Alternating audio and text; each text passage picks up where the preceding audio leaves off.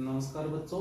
तो पिछली क्लास में हमने पढ़ा था कि स्थिर वैद्युतिकी होती क्या है। इसके बाद हमने पढ़ा था कि आवेश क्या होता है, आवेश क्या होता है, और उसके बाद हमने पढ़ा था कि आवेश के लिए जो वैज्ञानिक था बेंजामिन फ्रैंकलिन, उसने प्रयोग क्या किया था। उसके पश्चात हमने पढ़ा था कि आवेशन की विधियां कितनी होती हैं। हमने 3 विधि पढ़ी थी। एक थी घर्षण, एक थी प्रेरण और एक थी चालन। इन 3 विधियों में से हमने एक पढ़ी थी, वो थी घर्षण, कि घर्षण विधि होती क्या है। इस घर्षण विधि में हमने क्या पढ़ा था कि अगर मान लो अपने पास कोई 2 वस्तुएं हैं, दोनों की दोनों कैसी हैं, उदासीन वस्तुएं हैं। देखो बेटा, उदासीन वस्तुओं का मतलब क्या होता है। जो उदासीन वस्तुएं होती हैं उन पर उसका मतलब होता है कि उस पर कुल आवेश कितना हो, 0। और कुल आवेश 0 कब होगा, जब उस पर जितना पॉजिटिव आवेश है उतना ही कौन सा आवेश हो, नेगेटिव आवेश हो। यानी कि जितना प्लस होगा उतना ही क्या हो, माइनस। तो ऐसी स्थिति में जब दोनों का योग होगा तो कुल आवेश कितना हो जाएगा, 0। और वो वस्तु कौन सी हो जाएगी, उदासीन वस्तु हो जाएगी। तो जब ऐसी 2 उदासीन वस्तुओं को हम आपस में एक दूसरे से घिसते हैं तो 2 संपर्क में आएंगी, 2 सतह, और ये 2 सतह जब संपर्क में आती है तो इन संपर्क सतहों के मध्य क्या लगता है, घर्षण लगता है। और इस घर्षण के कारण दोनों पर क्या आ जाता है, आवेश आ जाता है। मतलब दोनों उदासीन वस्तुएं कैसी हो जाती हैं, आवेशित हो जाती है। ये हमने पढ़ा था पिछली क्लास में। अब बात करते हैं हम अगली विधि की। अगली विधि कौन सी है, अगली विधि है अपनी प्रेरण विधि।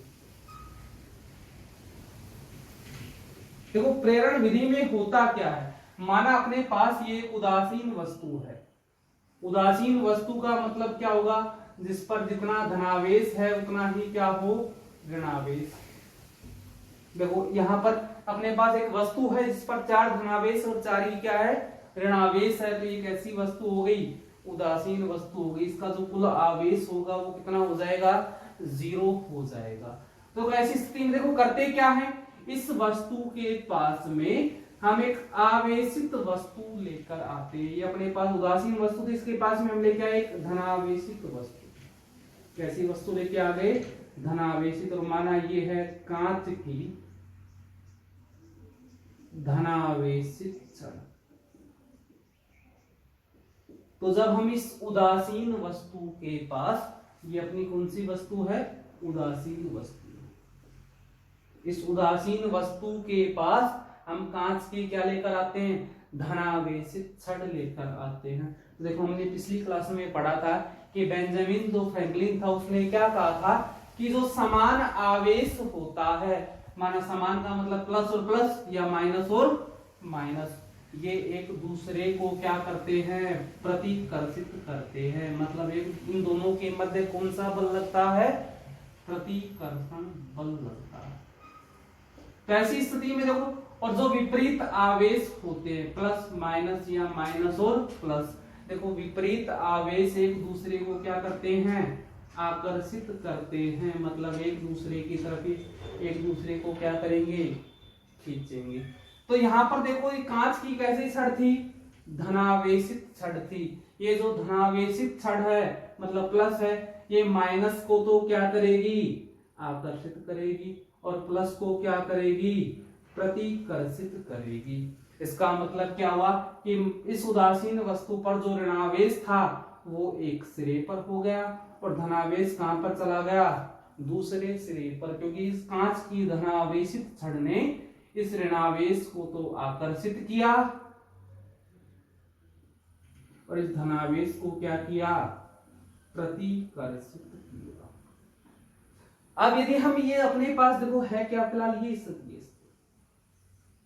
यहां पर सारे के सारे माइनस है, क्योंकि यहां पर एक धनावेशित कांच की क्या है अपने पास, छड़ है।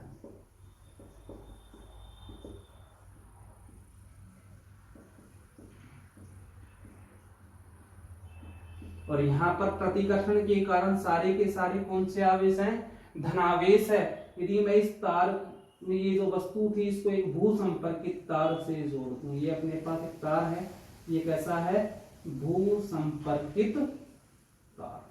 तो जब हम इसको भू संपर्कित तार से जोड़ते हैं तो देखो ये प्लस है, ये माइनस को तो अपनी तरफ खींच रहे हैं और इस प्लस को क्या दे रहे हैं, धक्का दे रहे हैं। तो जब इसको हमने इस तार से जोड़ा तो ऐसी स्थिति में क्या होगा, ये इस सारे के सारे धनावेश पर कौन सा बल लग रहा है, प्रतिकर्षण, मतलब इनको धक्का दिया जा रहा है। और ऐसी स्थिति में सारा का सारा जो धनावेश है वो कहां पर चला जाएगा, पृथ्वी में चला जाएगा। और हमारी वस्तु पर केवल कौन सा आवेश बचेगा, ऋण आवेश बचेगा।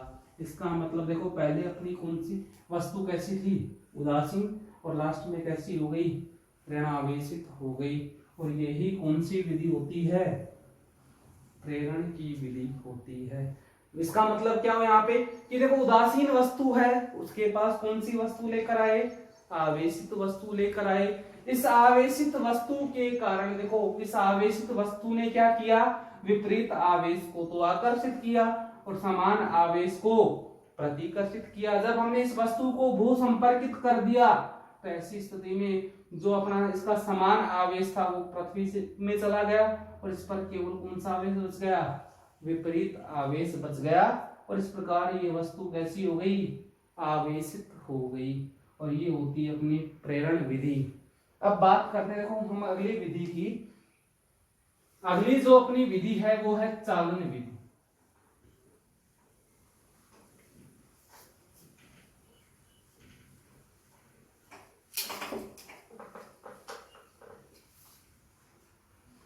नंबर 3 पे अपनी कौन सी विधि आती है, चालन विधि।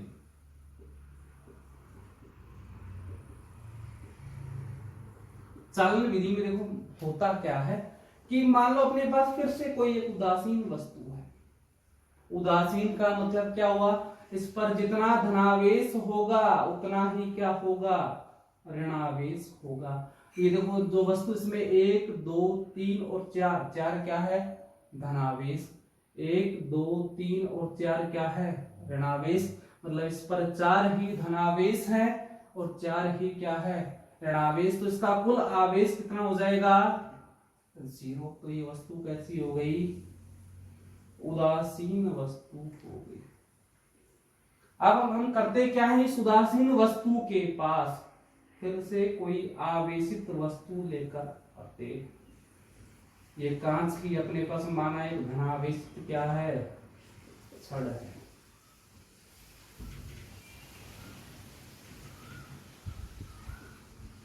तो जब हम इस उदासीन वस्तु के पास ये कांच की धनावेशित छड़ लेकर आते हैं तो ऐसी स्थिति में होगा क्या, ये माइनस को तो क्या करेगी, आकर्षित, और प्लस को क्या करेगी, प्रतिकर्षित करेगी, नहीं करेगी।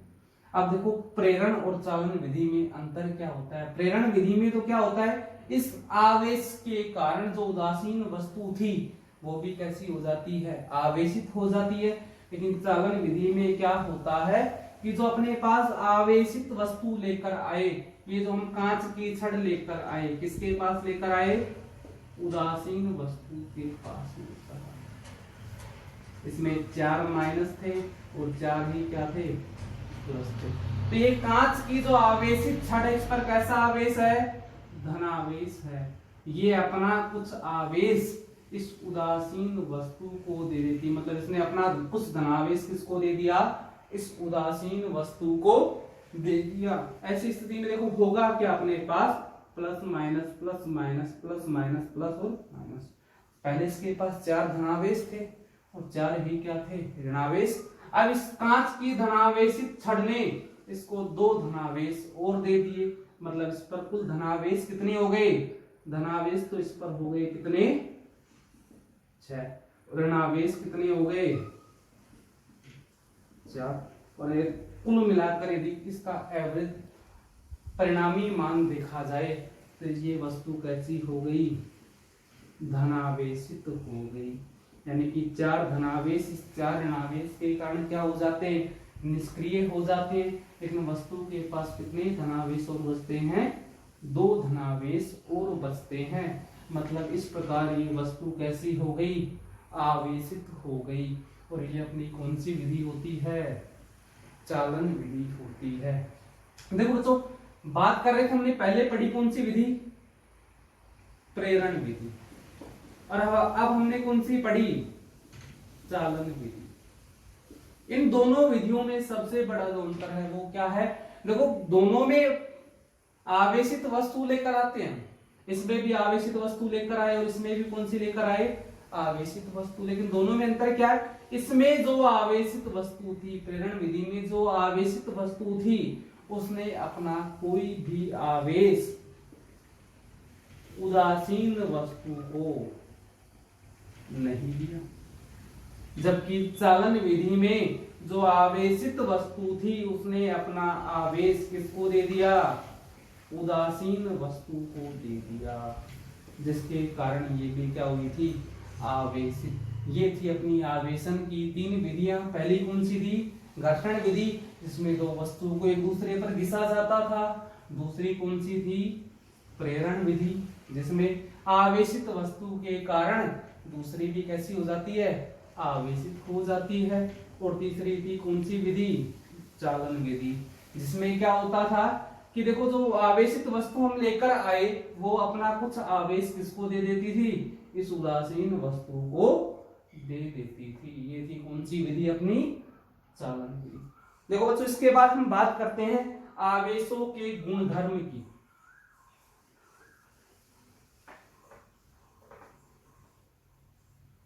अगला जो अपना टॉपिक है वो है आवेशों का गुणधर्म। और देखो आवेशों के गुणधर्म में होता क्या है, आवेशों के गुणधर्म में जो पहला नियम आता है वो आता है योज्यता का नियम।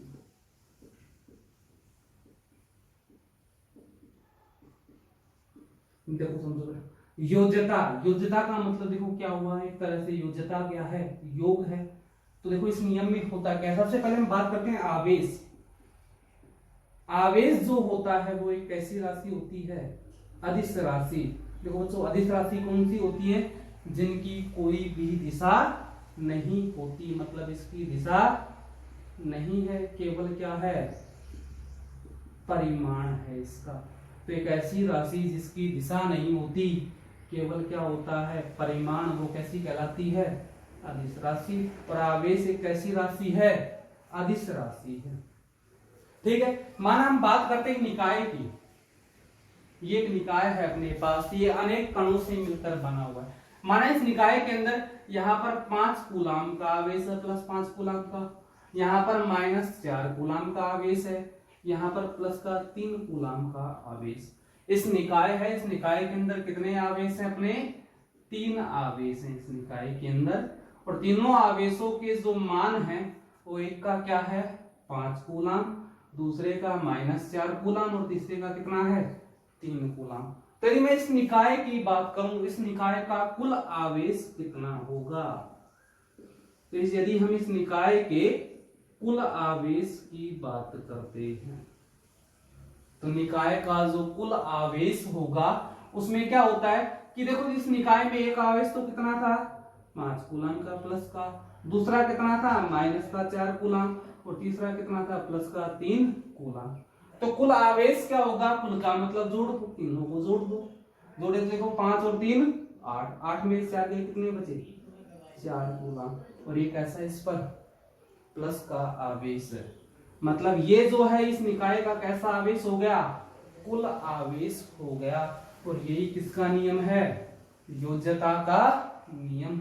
यदि किसी निकाय का हम कुल आवेश निकाले तो उस कुल आवेश का जो मान होगा वो निकाय के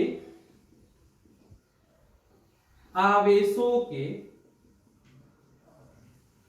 योग के बराबर होता है।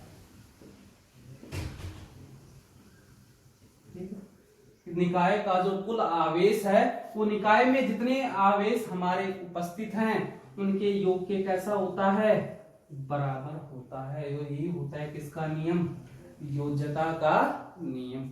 अब बात करते हैं हम अगले नियम की। जो अपना अगला नियम होता है वो होता है आवेश की निश्चरता का नियम।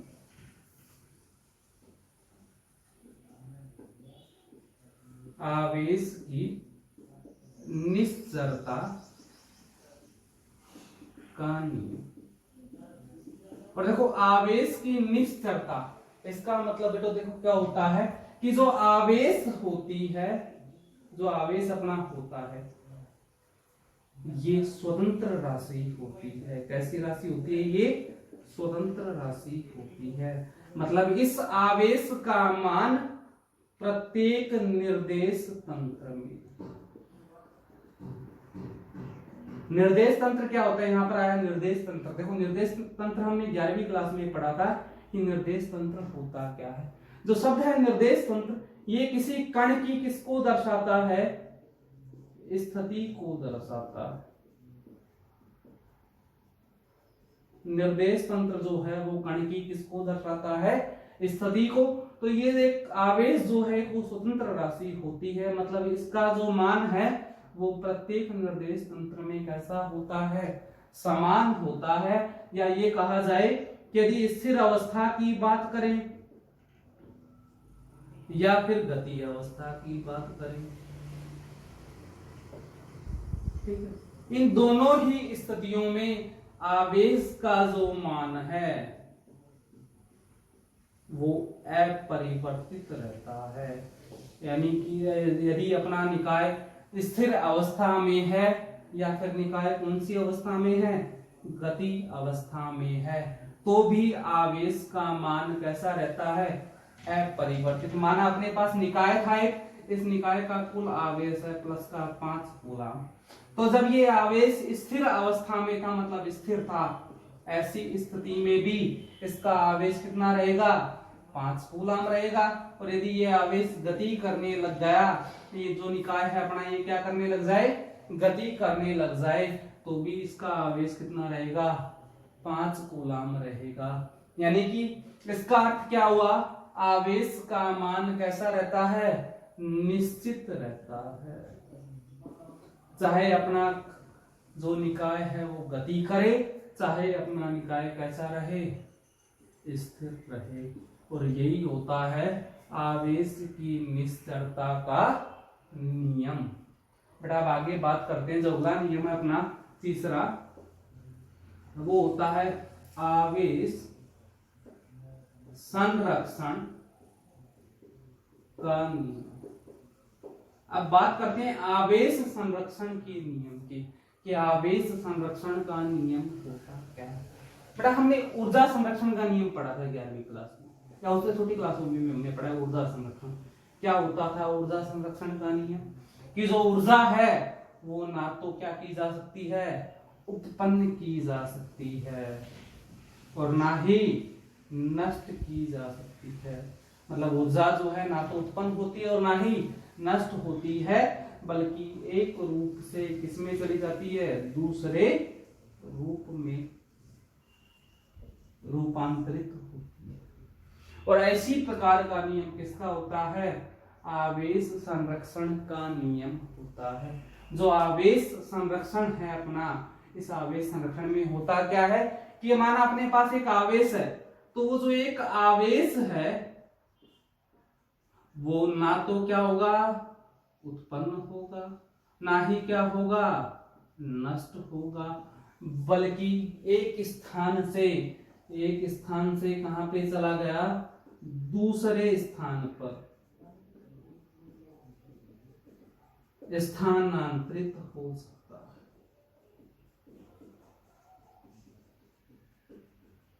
ठीक, और यही क्या होता है अपना आवेश संरक्षण का नियम होता है, कि जो आवेश है उसको ना तो हम उत्पन्न कर सकते हैं और ना ही क्या कर सकते हैं? उसको नष्ट कर सकते हैं, बल्कि एक स्थान से कहां पर लेकर जा सकते हैं? उसको दूसरे स्थान पर, या एक स्थान से कहां पर लाया जा सकता है? वो दूसरे स्थान पर लाया जा सकता है। और ये कहलाता है आवेश संरक्षण का नियम। ठीक है बेटा। अब इससे आगे जो अपना टॉपिक आएगा वो होता है कूलाम का नियम। और जो कूलाम का नियम है इसको हम पढ़ेंगे अपनी अगली क्लास में। ठीक है।